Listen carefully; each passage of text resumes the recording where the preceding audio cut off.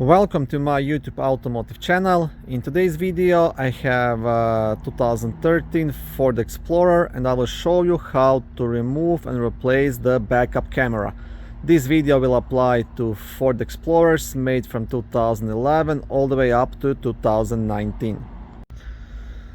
Now the camera is located right here, and it is mounted on this chrome Explorer piece. So there is a good thing about this: you don't have to remove complete interior leaf jet trim.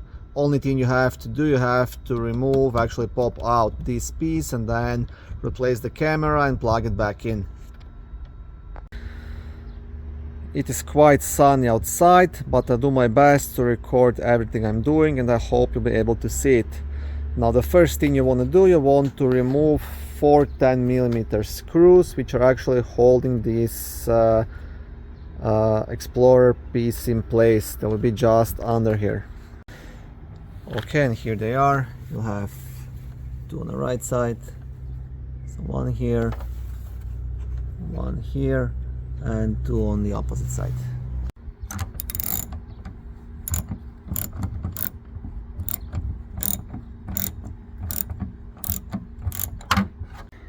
Okay, once you have these 4 screws out, you'll see that this piece is quite loose now, but there are still 2 screws to actually remove, and they will be located just here, 1 on each side, also holding that same piece.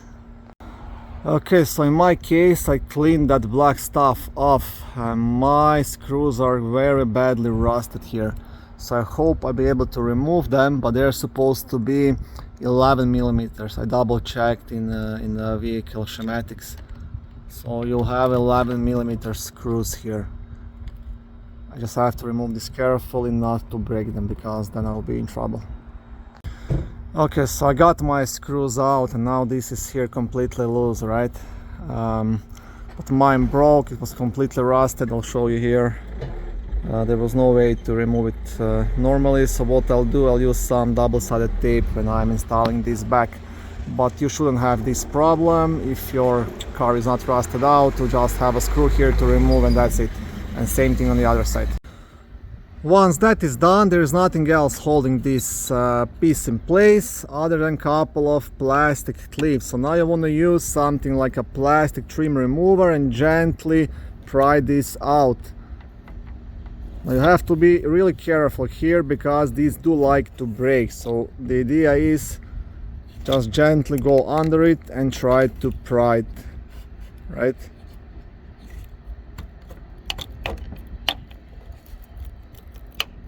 I'll have to use both of my hands to do this without breaking anything, but this is the idea.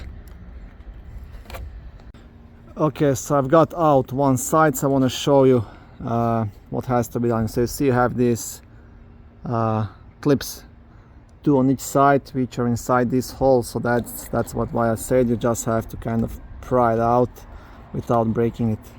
That's the whole idea.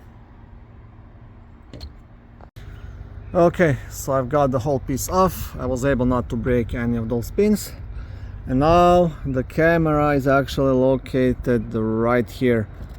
And now you can see this is the camera electrical connector. You can see how much mud is collected around all these connectors. This is actually one of the main reasons why these cameras fail, because the water and mud get inside and the wires corrode, and then camera just goes bad, right?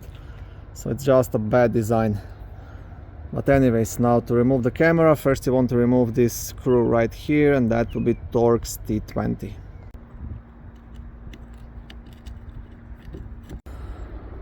Once that is done, you'll want to get rid of this plastic cover. Now there is like a small tab, just like a small insert just here. You'll have to kind of pop it out to get it off.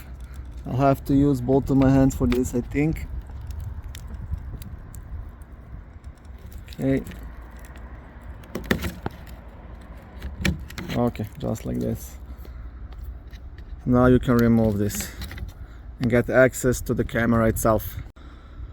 that plastic piece was actually holding the camera in place, and now you can completely remove this whole assembly and disconnect the camera. You can do that just by pushing onto this black tab right here on the top and then pulling the camera out.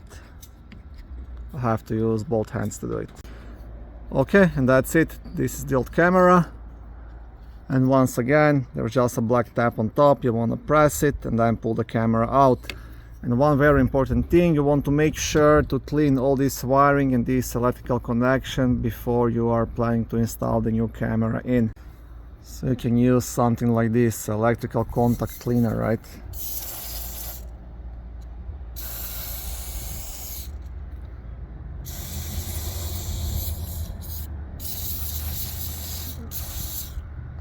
Okay, so I've got my replacement camera right here.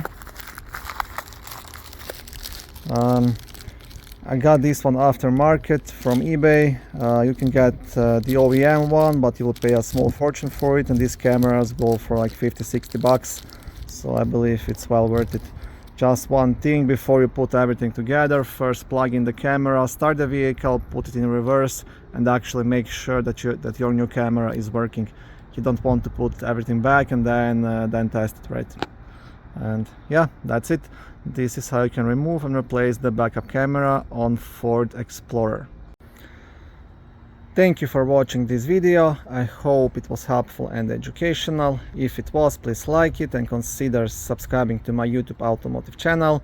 On my channel there is lots of how-to videos, do-it-yourself videos, car reviews, product reviews and other similar automotive topics.